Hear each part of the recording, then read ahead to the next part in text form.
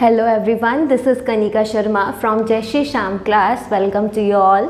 तो last class में हम लोगों ने पढ़ लिया था मेल रिप्रोडक्टिव ऑर्गन के बारे में। आज हम लोग पढ़ेंगे फीमेल रिप्रोडक्टिव ऑर्गन। ठीक है, तो फीमेल रिप्रोडक्टिव ऑर्गन के अंदर क्या है कि human female reproductive system consist of a pair of ovaries. तो सबसे पहले तो ये बात ध्यान रखनी है कि जो ह्यूमन फीमेल रिप्रोडक्टिव सिस्टम है वो किससे मिलकर बना है? अ पेयर ऑफ ओवेरी से, a pair of fallopian tube. Fallopian tube को हम और क्या बोल सकते हैं? ओविडक्ट्स। क्या बोल सकते हैं? ओविडक्ट्स। ठीक है, the accessory organ such as the uterus and vagina. और जो एसेसरी ऑर्गन्स हैं वो कौन कौन से हैं? जैसे कि यूट्रस है और वेजाइना है। ठीक है, अब मेन रिप्रोडक्टिव ऑर्गन फीमेल में क्या क्या है उसके बारे में बात करते हैं। तो जैसे कि मेल रिप्रोडक्टिव ऑर्गन के अंदर क्या था? Pair of testis. यहाँ पे क्या है? A pair of ovaries. क्या है? ए पेयर ऑफ ओवेरीज है। ठीक है, ऐसे कंपेयर करते चला करो कि उधर क्या था और इधर क्या है। नेक्स्ट है they produce the female sex cells called eggs और ova also produce female sex hormones called oestrogen and progesterone. यानी कि ये जो मेन रिप्रोडक्टिव ऑर्गन है, अब इसके अंदर क्या है कि ये जो ओवेरीज हैं ये क्या काम करती हैं कि एक तो एग्स का सिक्रेशन करती है, ओवा का, या तो एग्स बोल दो या ओवा बोल दो, और जो फीमेल सेक्स हार्मोन है एस्ट्रोजन एंड प्रोजेस्टेरोन, इनका भी क्या करते हैं? सिक्रेशन करते हैं। ठीक है, नेक्स्ट है एसेसरी रिप्रोडक्टिव ऑर्गन्स। क्या है? Accessory reproductive organ. इसके अंदर क्या है कि uterus, vagina are the accessory reproductive organs in human females. यानी कि यूट्रस और वेजाइना इस एसेसरी रिप्रोडक्टिव ऑर्गन के अंदर इंक्लूड है। ठीक, नेक्स्ट है uterus is the site of fetal development. यानी कि जो यूट्रस होता है जिसको और हम क्या बोल सकते हैं? यूट्रस का और दूसरा नाम क्या है? वॉर्म। इस वॉर्म के अंदर क्या होता है कि हम लोग मतलब यूट्रस के अंदर क्या है? फीटल का डेवलपमेंट होता है और उसकी जो शेप होती है वो कैसे होता है? इन्वर्टेड पीयर लाइक शेप होता है। किसका? यूट्रस का या वॉर्म का। And vagina receives sperm for the male from the male. और क्या है कि जो वेजाइना है वो क्या करती है? मेल से स्पर्म्स को रिसीव करने का काम करती है। ये हो गया। ठीक है, तो ये है फीमेल रिप्रोडक्टिव ऑर्गन के बारे में। अब है एक टर्म मेंस्ट्रुअल साइकिल। ये मेंस्ट्रुअल साइकिल क्या है? It is the cyclic event of the release of ovum from the ovary and it's removal from the body. तो क्या है ये कि साइक्लिकल इवेंट होते हैं। मेंस्ट्रुअल साइकिल का मतलब क्या है कि साइक्लिकल इवेंट है आपकी बॉडी के अंदर। ठीक है, जिससे क्या होता है? रिलीज ऑफ ओवम होता है, यानी कि ओवेरी से ओवम का रिलीज होना।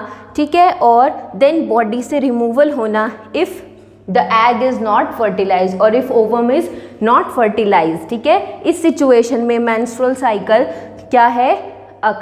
It occurs. ठीक है, the from the body when fertilization does not happen. यानी कि अगर फर्टिलाइजेशन नहीं होगा तो ये मेंस्ट्रुअल साइकिल क्या है? होगा। ठीक है, और अगर फर्टिलाइजेशन हो जाता है स्पर्म और एग का तो क्या है? आगे प्रेगनेंसी और 9 मंथ्स का क्या है? वो गेस्टेशन पीरियड चलता है।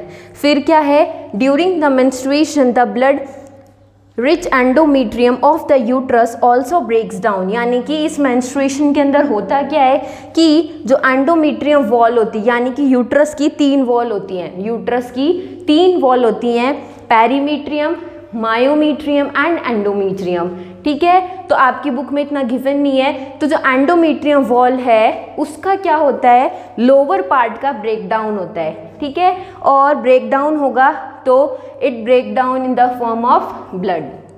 ठीक है, तो during menstruation the blood which rich endometrium of the uterus also breaks down while the ovum is being removed from the body. और जिससे क्या है? ओवम है वो बॉडी से रिमूव हो जाता है। नेक्स्ट है टू पिट्यूटरी हार्मोन। अब ये होता किसकी वजह से है? हार्मोन्स की वजह से।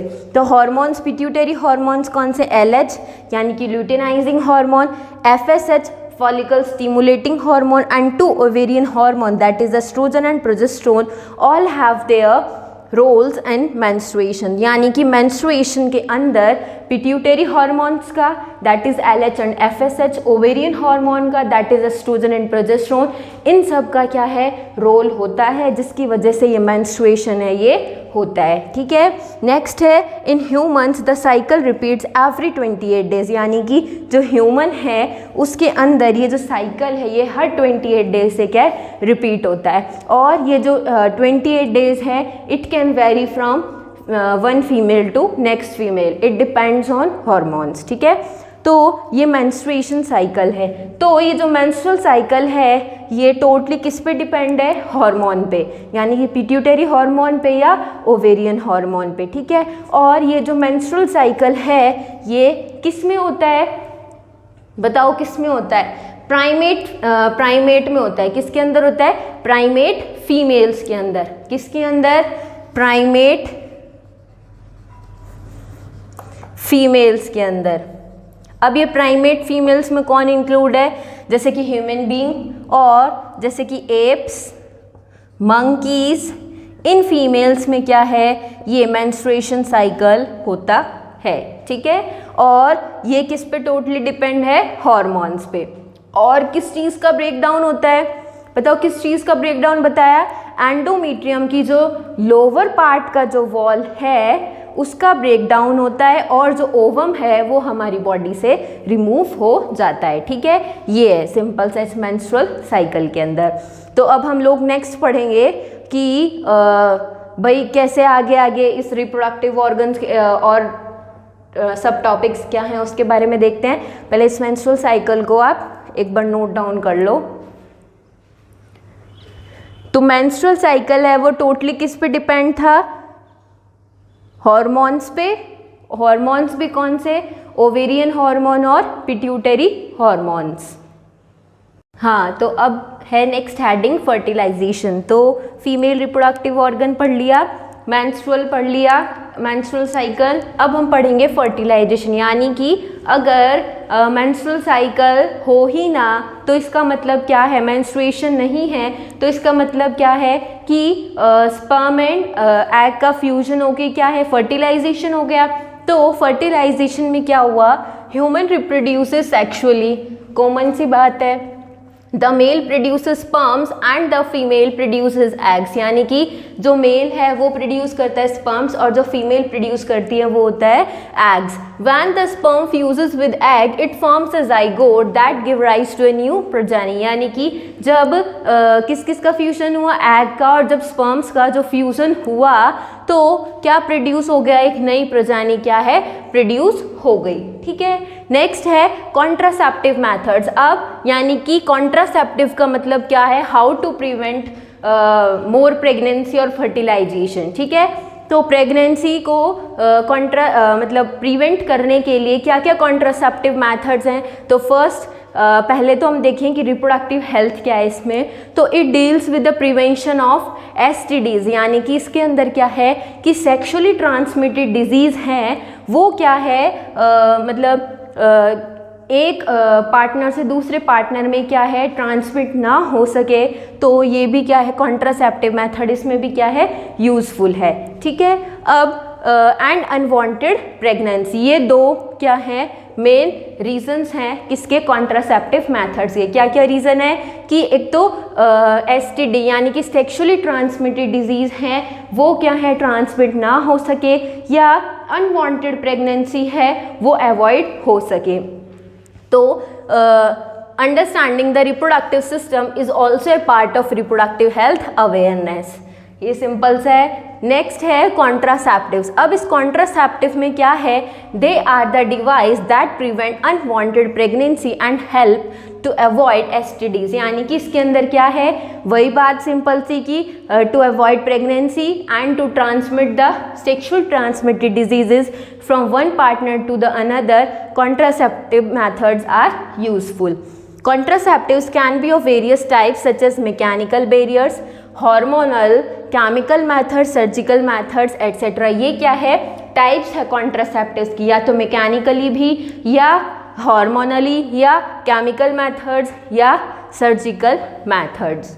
ठीक, अब coitus interrupts फर्स्ट है इसके अंदर कि कोइटस इंटरप्ट्स, ये क्या है, कॉन्ट्रासेप्टिव मेथड है। इसमें क्या है, it is a very reliable contraceptive method where the coitus is stopped before the male ejaculates inside the female reproductive tracts। यानी कि क्या है कि जो coitus है उसको क्या कर देना चाहिए, स्टॉप हो जाए before the male ejaculates inside the female reproductive tract. तो ये क्या है, फर्स्ट एक कॉन्ट्रासेप्टिव है किसका, कि कोइटस इंटरप्ट्स। इसमें क्या है कि कोइटस को क्या करना चाहिए, स्टॉप कर देना चाहिए before the male ejaculates the semen inside the female reproductive tract. Next है रिदम मेथड। रिदम मेथड में क्या है कि to avoid the coitus at the time 10 to 17 days, यानी कि अगर कोई फीमेल है उसका मेंस्ट्रुएशन लेट सपोज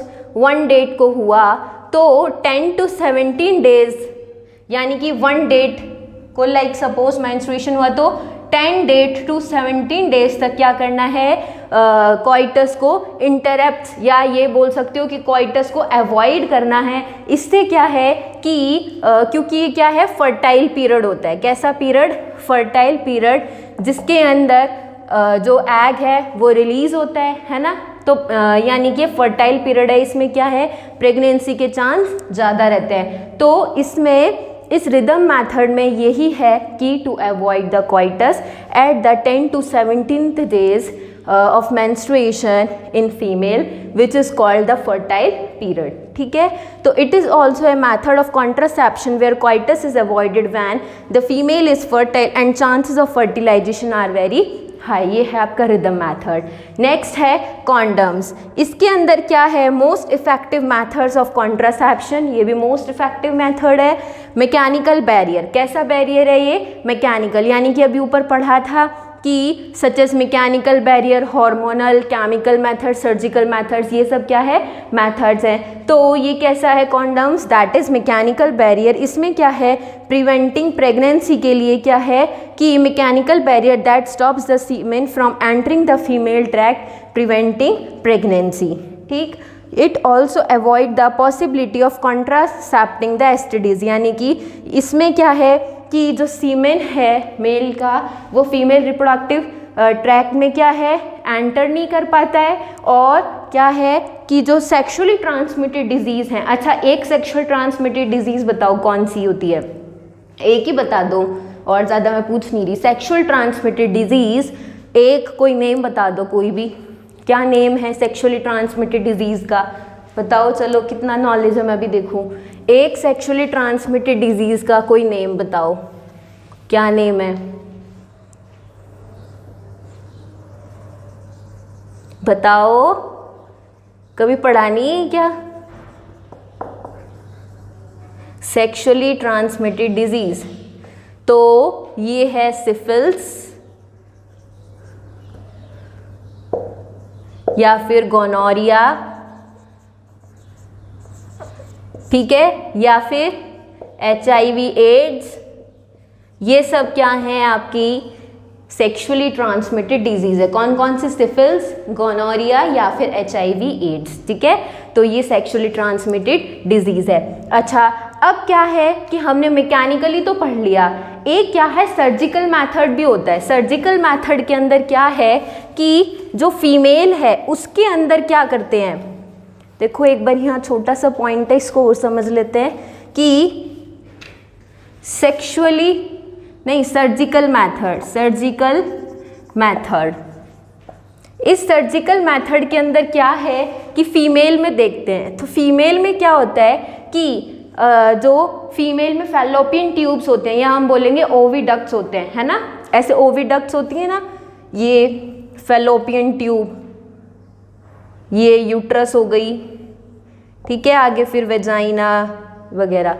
तो क्या है कि ये जो फैलोपियन ट्यूब है इसको छोटे से पार्ट को कट करके एंड देन क्या कर देते हैं, टाइड कर देते हैं, ठीक है, बांध देते हैं। तो इधर का फीमेल ये फैलोपियन ट्यूब भी और इधर का भी, तो क्या है कि फैलोपियन ट्यूब को क्या करते हैं, कट करके और देन टाइड कर देते हैं। इसको हम क्या बोलते हैं, ट्यूबक्टॉमी। क्या बोलते हैं, ट्यूबक्टॉमी। ये भी क्या है, कॉन्ट्रासेप्टिव मेथड है, किसके अंदर, फीमेल के अंदर। और मेल के अंदर क्या करते हैं, वॉस डिफरेंस होता है। क्या होता है मेल के अंदर, वॉस डिफरेंस।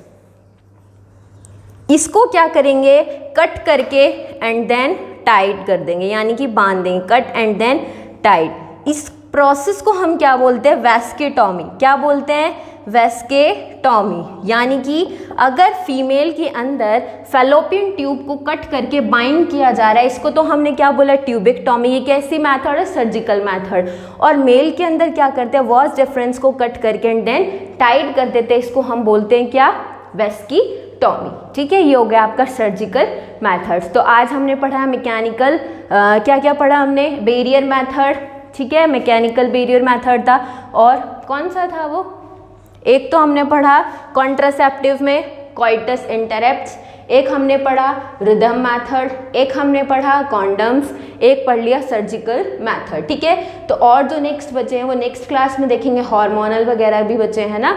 तो आज की क्लास में हम लोगों ने फर्टिलाइजेशन किया, मेंस्ट्रुएशन, मेंस्ट्रुअल साइकिल और फीमेल रिप्रोडक्टिव ऑर्गन, इनके बारे में हमने पढ़ा। ठीक है, तो फर्टाइल पीरियड कब होता है ये बताओ मेरे को, कि रिदम मेथड में हमने पढ़ा कि टू अवॉइड द कॉइटस, किस चीज़ के लिए अवॉइड करना है, फॉर अनवांटेड प्रेगनेंसी ना हो जाए, है ना, सेक्सुअली ट्रांसमिटेड डिजीज़ की अवॉइड के लिए, को प्रिवेंट करने के लिए। तो फर्टाइल पीरियड बताओ क्या था, फर्टाइल पीरियड 10 to 17 डेज था। क्या था, 10 to 17 डेज। इस टाइम क्या है कि ओव्यूलेशन होता है और जो हार्मोन्स हैं वो पीक लेवल पे होते हैं, तो क्या है, फर्टिलाइजेशन के चांस बहुत ज़्यादा होते हैं। और ऐसा नहीं है कि 10 to 17 डेज कोई फिक्स है, नहीं, हर फीमेल में अलग अलग वैरी होते हैं। क्यों, हार्मोन्स की वजह से। ठीक है, तो नेक्स्ट क्लास में हम लोग पढ़ेंगे डायफ्राम वगैरह के बारे में, ठीक है, और कोई पिल्स वगैरह के बारे में। तो आज की क्लास में आपको कोई भी डाउट हो तो you can ask on comment section, और कोई भी प्रॉब्लम हो तो कमेंट कर सकते हो। और आज की क्लास के जो आपको नोट्स हैं वो टेलीग्राम लिंक पे, डिस्क्रिप्शन बॉक्स में टेलीग्राम चैनल पे, उस पर आपको आज की क्लास के नोट्स अवेलेबल हो जाएंगे। ठीक है, तो नेक्स्ट क्लास में हम लोग डायफ्राम से कंटिन्यू करेंगे।